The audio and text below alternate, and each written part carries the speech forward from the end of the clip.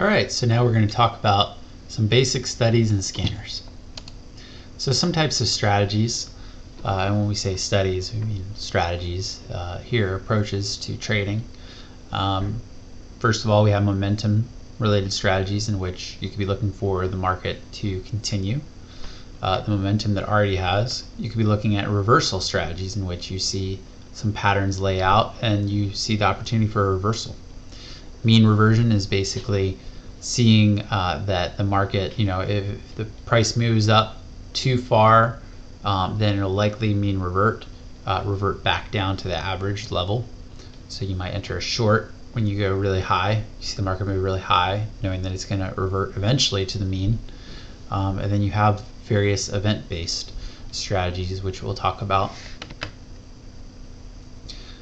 So some common indicators are averages, in which you have within them exponential and simple moving averages. You have Bollinger Bands, and these two here are typically used, the averages and the Bollinger Bands are used within the mean reversion strategies. Averages are how you get the averages, and then Bollinger Bands are how you would define being outside of the mean. And so you have the relative strength index as well, which can be used as mean reversion as well as momentum pretty easily. And I mean, all of these you can really use for momentum or mean reversion. It's just they tend to be used more so by people one way or another. You have various oscillators and you have volume profiles. Averages, let's look at some averages here. So the simple moving average is where the average is computed in which it gives equal weight to all of the data. So you look here at the top, the 50-day simple moving average, you see how for simple moving averages the price may move down quickly, but the average will respond less aggressively. It's a bit delayed because it's giving weight to all the previous data equally, as opposed to the EMA. When you look down here, the exponential moving average, it gives greater weight towards more recent data. And so you see here, as the price moves down in October, you see that the EMA moves down faster than the SMA would have moved down. And so it actually crosses the 50-day and the 200-day EMA cross earlier on the EMA bands than they would on the SMA bands. And so crosses are one way to utilize moving averages, and they're ways that people can configure automated trading strategies based on these crosses. And the order of the EMAs, maybe the 50-day being above the 200-day is a bullish sign, while the inverse is a bearish sign. So yeah, as we said, crossovers are a way to approach it. And you can look at them as general trend indicators. The trend is up there, and when you're above, the price action is above the bands, and you might conduct some mean reversion, and that when you get really high, maybe outside of a Bollinger Band, that you might wait for the price action to re-enter the mean through one of the moving averages. And you can also look at them as dynamic support and resistance, in which you may see the price bounce off of that moving average, and so that might be a good entrance. Bollinger Bands, the general approach is that it's mean reversion. It's basically computing a probability distribution of price at a given moment, and the idea is that once price enters a more outside of the 95th percentile, for example, if you set your configuration to do that, then once price exits there, then you'll be outside of the Bollinger Band. So the Bollinger Band here, you have the lines. So the price, you see the candlesticks, and then you see the outer sort of tube that goes of this. You see a midline in the middle, and then two outer lines. And so the you see that when price shot outside of the top Bollinger Band towards about the middle of the chart here, then we saw price mean revert and go back down towards the middle and actually down to the lower parts, in which eventually, once it pierced the lower Bollinger Band, we saw strong movement upward.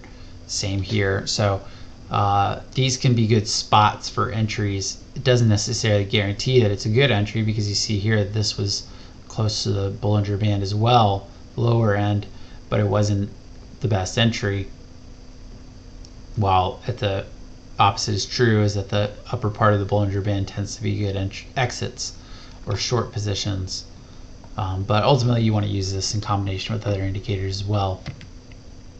The RSI, the Relative Strength Index, is a formula that basically computes the ratio of the average positive price change over a given period, the ratio of that to the negative price change over a given period, and it finds essentially finding the strength of the stock, and so it can give you a bit of a health indication of it.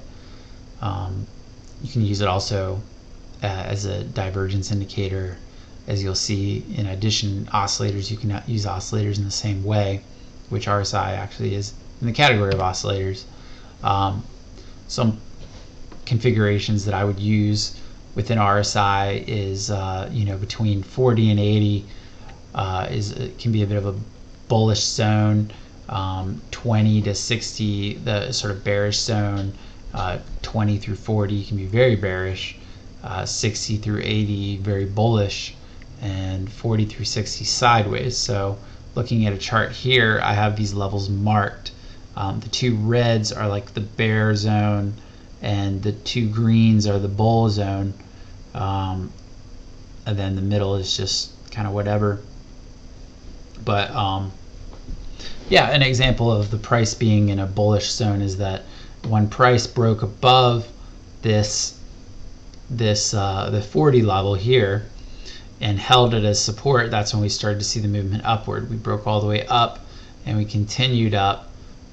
Price was moving up, and bouncing between that 40, and eventually we saw a significant move where it broke that 40, and that was an indication that the trend could be discontinuing. You also had some bearish divergence there, which is where price action is going up, but the indicator's going down on the peaks, and that's the bearish divergence there. Can also have bullish or bearish on the bottom or the top. It's basically where the indicator and the price action get out of alignment in that way.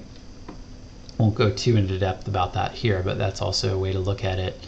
And then we saw the bearish control zone. We entered that like below the 40 level here and sort of bounced around in this bearish control zone until we broke above that bearish control zone, in which price started trending up again, even though price ended up falling down again. We had some indications of that with some of these areas, but that's an example there of using RSI. We have wave trend oscillators, which are ways to look at. They take a well, I don't want to go into mathematics of it, but they basically can kind of smooth out the tops or bottoms. MACD is another one that people use as an oscillator.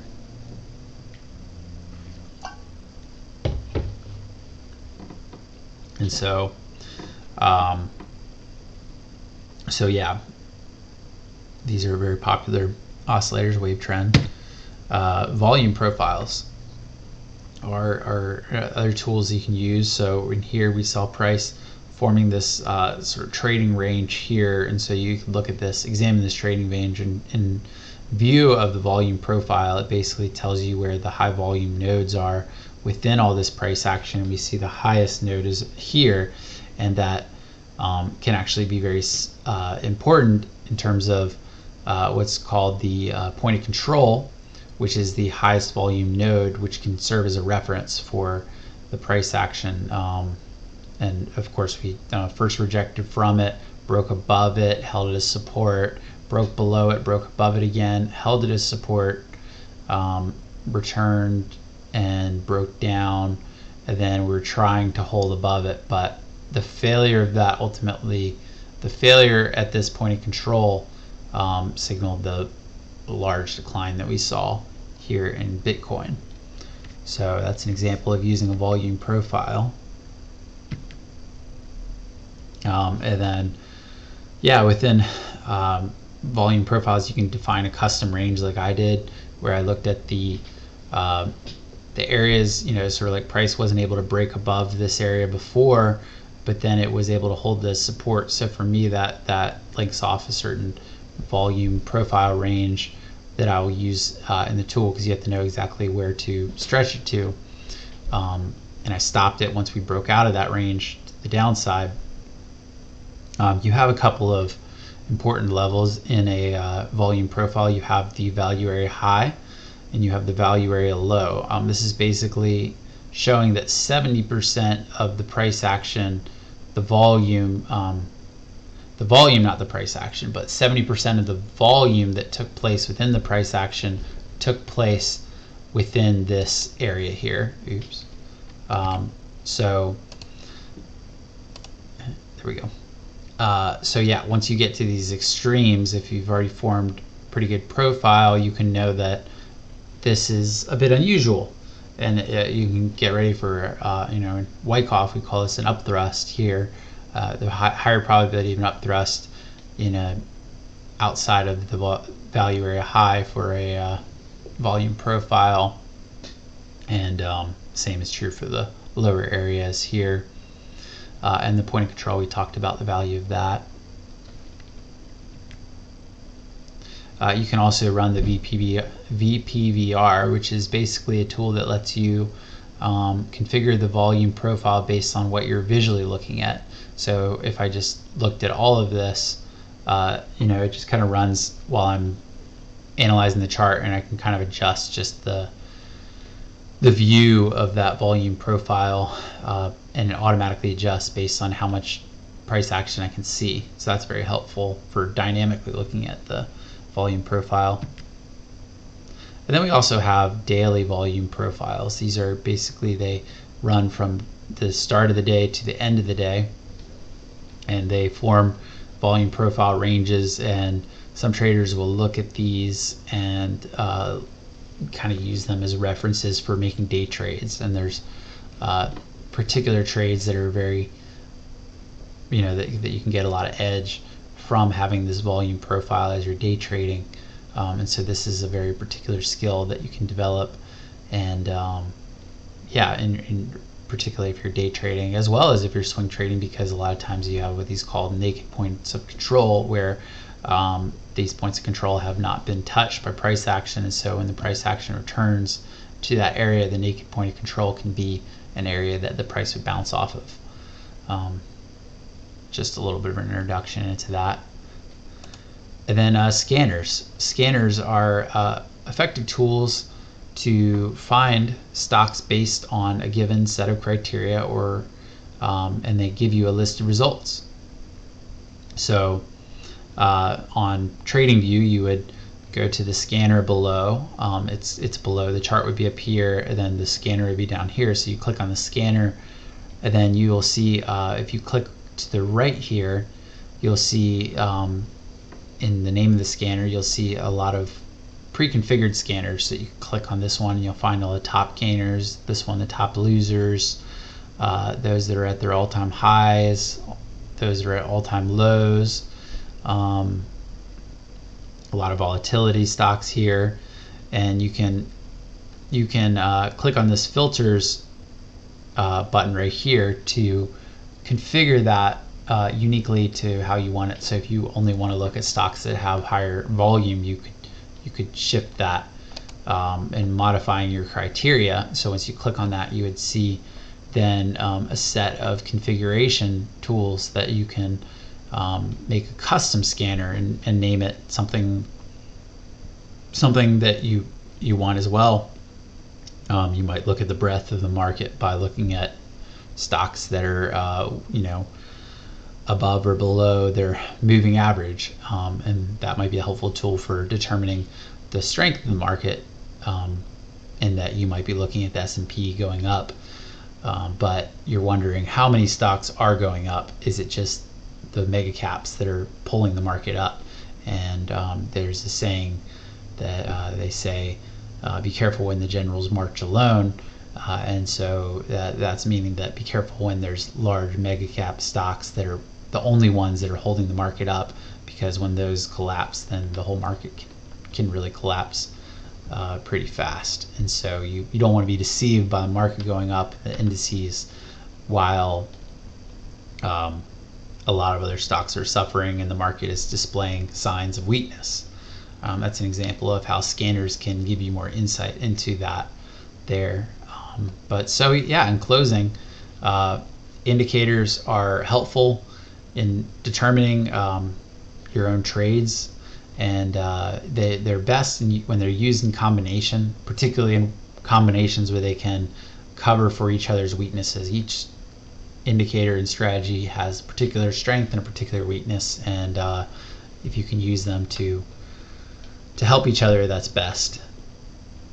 For scanners, you'll find them useful in finding stocks in the first place that meet a particular set of criteria, but you'll still need to do TA on these stocks. Don't just pick a stock because it's in a list and you like that idea of that stock. It's not a great idea, considering the markets move very significantly off technicals, and so you need to do your technical analysis on the stock before buying it. So I hope that was helpful for you guys in understanding indicators as well as scanners.